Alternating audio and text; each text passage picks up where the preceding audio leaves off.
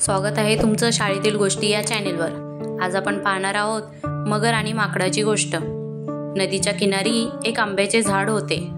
त्या झाडावर एक माकड राहत होते।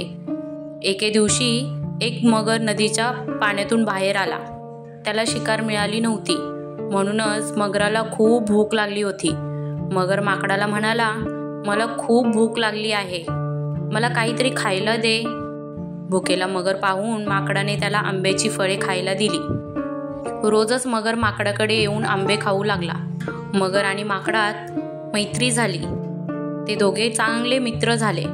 एके दिवशी मगराने काही आंबे आपल्या बायकोसाठी घरी नेली। ती अत्यंत गोड होती।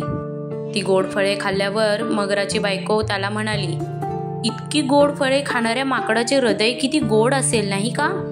माकडाचे हृदयच मला खाण्यासाठी आणून द्या, असा हट्ट बायकोने धरल्यामुळे मगराचा निरुपाय झाला। मगर निरुपया अवस्थेत या कामासाठी तयार झाला।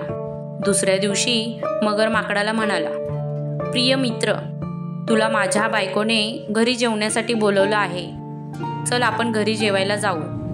मगर माकडाला पाठीवर घेऊन घरी जायला निघाले।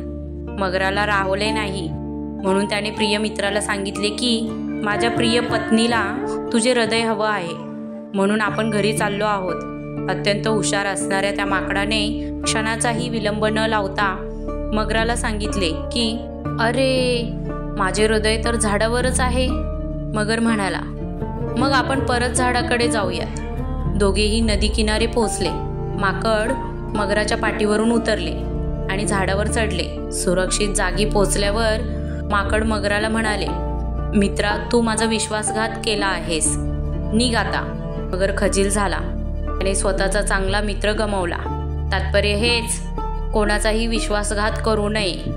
मुलांनो, अशाच नवीन छान गोष्टी पाहण्यासाठी चॅनेलला शेअर, सबस्क्राईब आणि लाईक नक्की करा।